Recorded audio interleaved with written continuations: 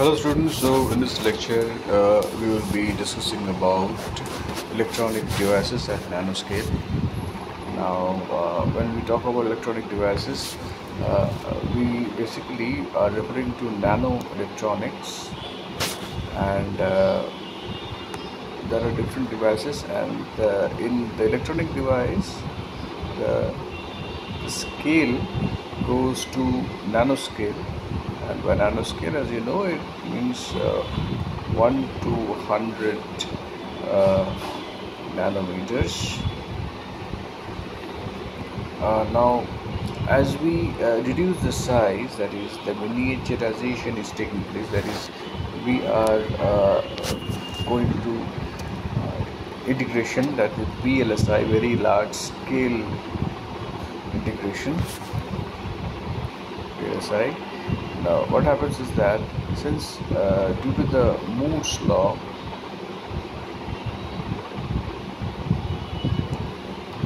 the Joule's heat, that is I square RT, this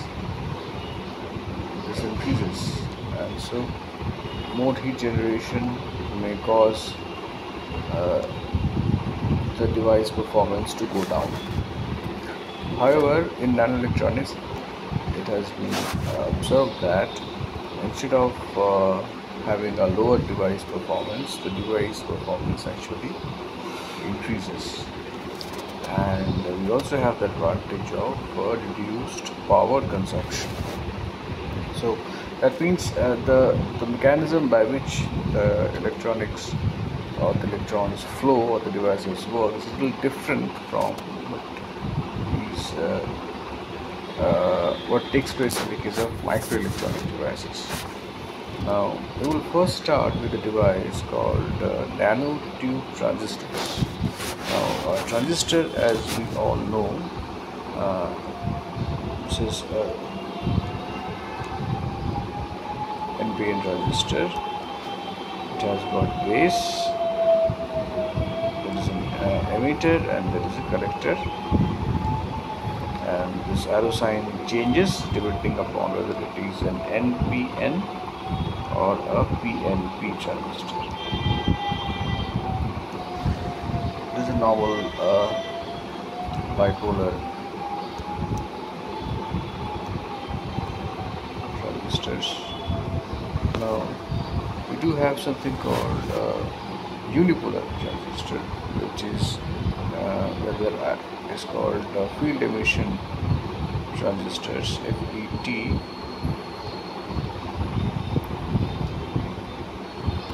Now the field emission transistor again has got a different sign. It is represented in this fashion.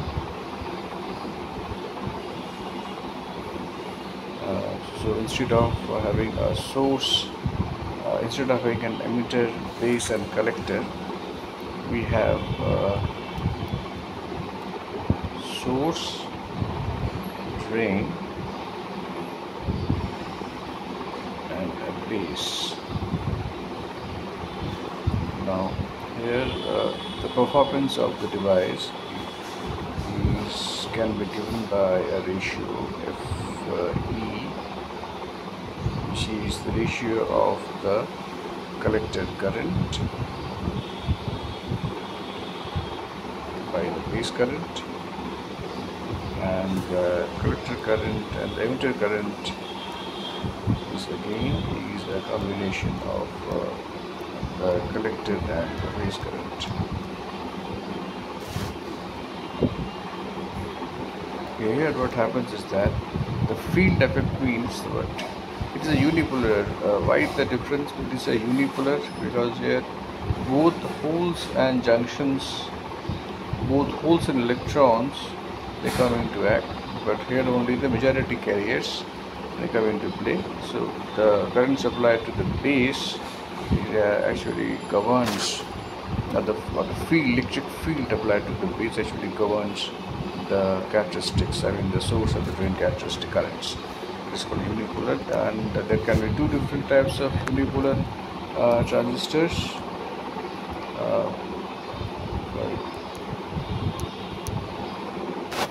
One is called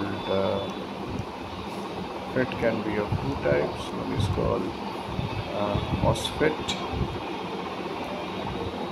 and metal oxide field effect transistor. Another one is called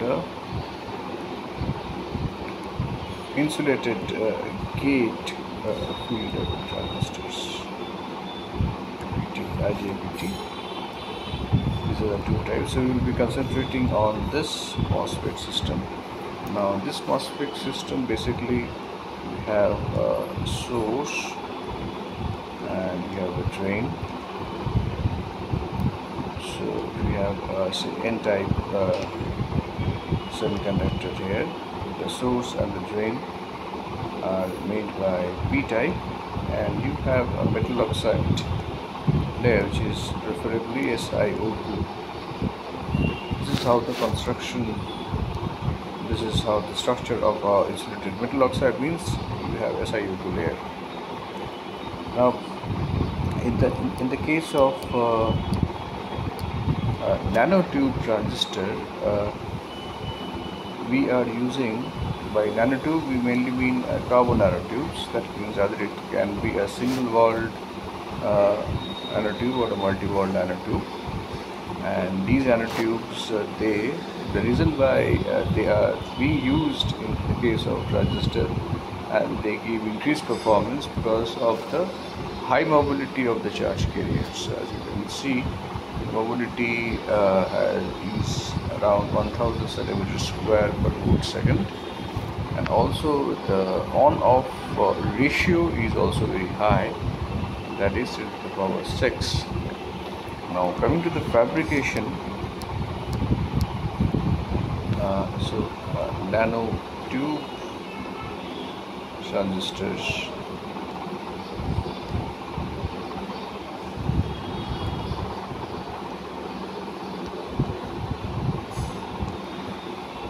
A nanotube transistor, basically you will have a source as mentioned earlier, and you have a drain.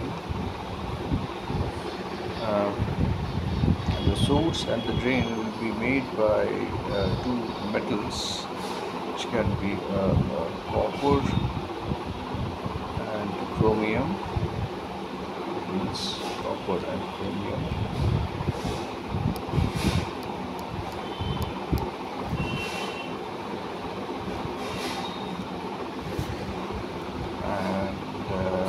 They will be linked by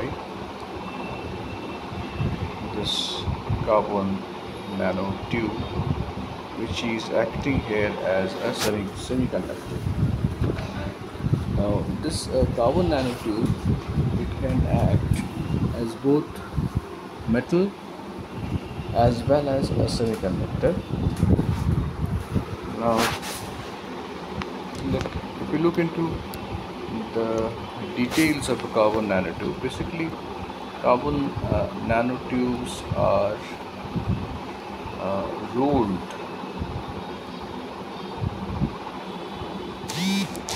graphene sheets.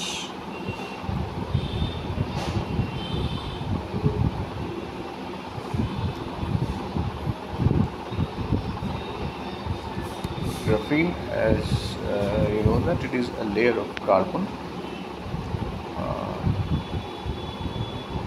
This is a graphene sheet. If we draw a graphene sheet,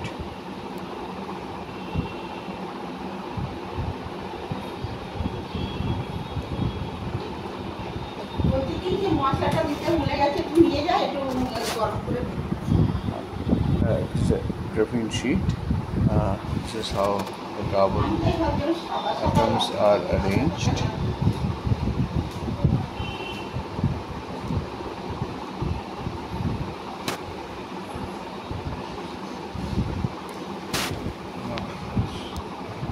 A little bit properly.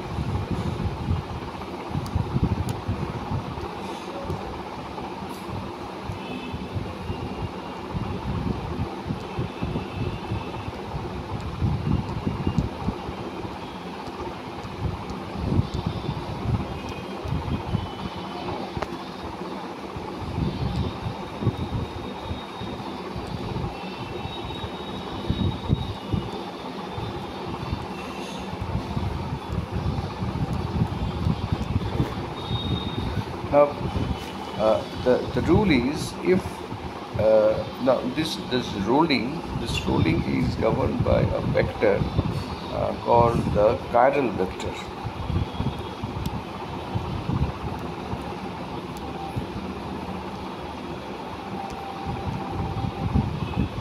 This has been discussed in class. So chiral vector is, if we take the center here, so there are two vectors A and B. Let's take this as A and this as B, and so the chiral two basis vectors, chiral vector C is NA plus MP. So it will govern how the rolling is being done. Now the rule is, if 2n plus m, if it is divisible by 3, then it acts as a metal, and if it is not, then it will act as a semiconductor. So let's understand what this 2n plus m means.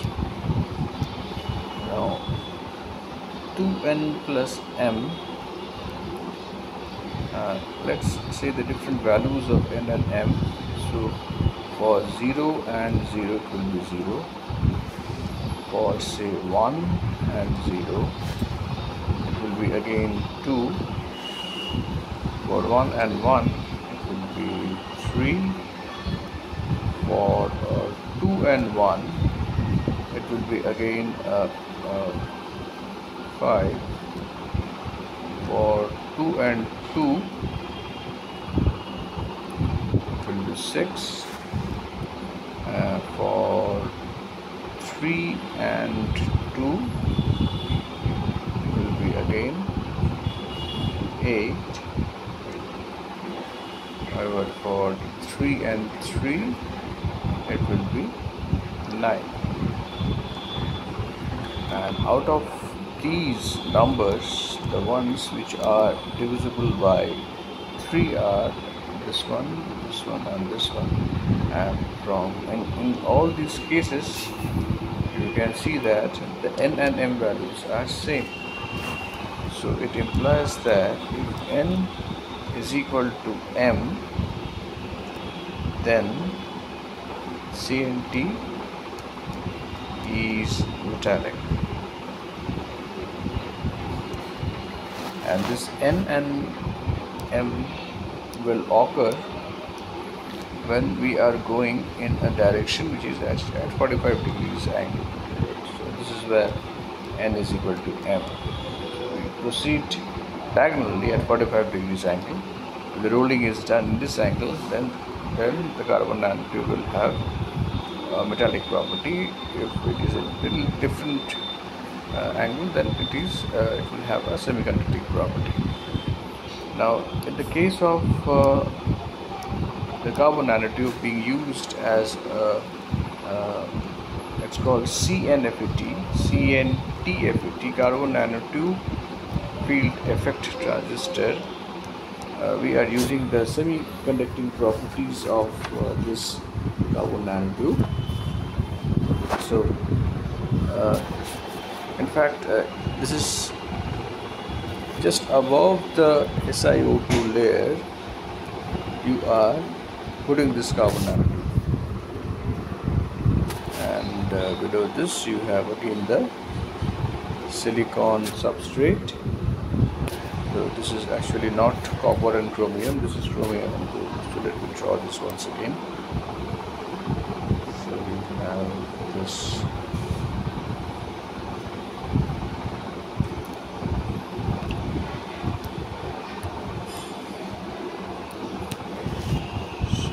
CNT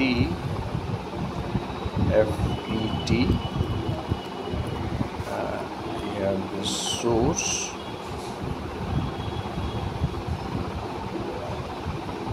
S, and we have this drain, T. Both of them are made of chromium chromium and gold.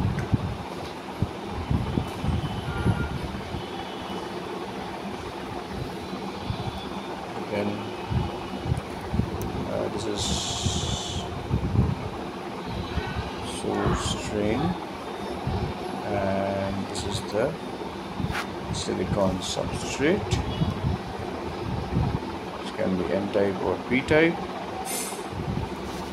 Above that you have this SiO2 layer,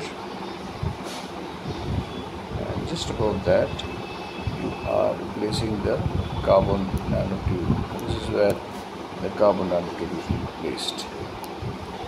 Okay, this is the CNT.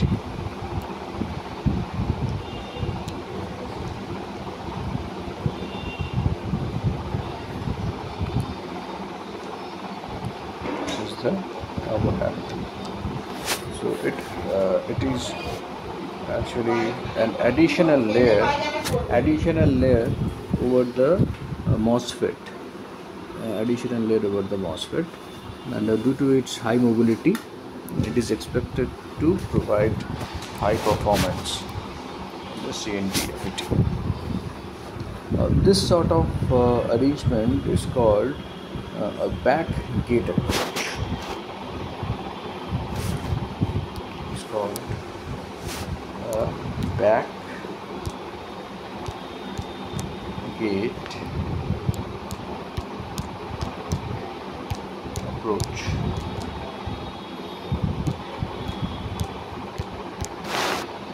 Back gate approach.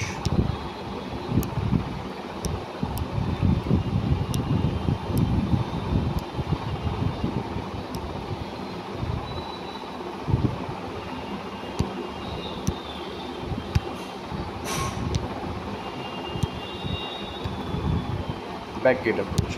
Now there are certain disadvantages related to this back gate approach. The first one is formation of a Schottky barrier. So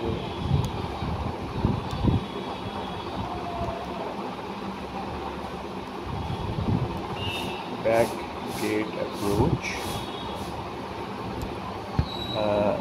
There is formation of a Schottky barrier. Formation of a Schottky barrier. Bad gauge approach. Formation of a Schottky barrier.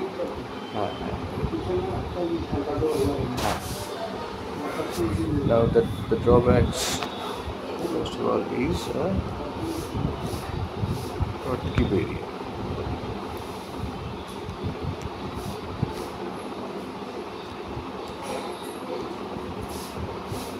Schottky barrier is nothing but a metal semiconductor barrier. You have a barrier between a metal and a semiconductor.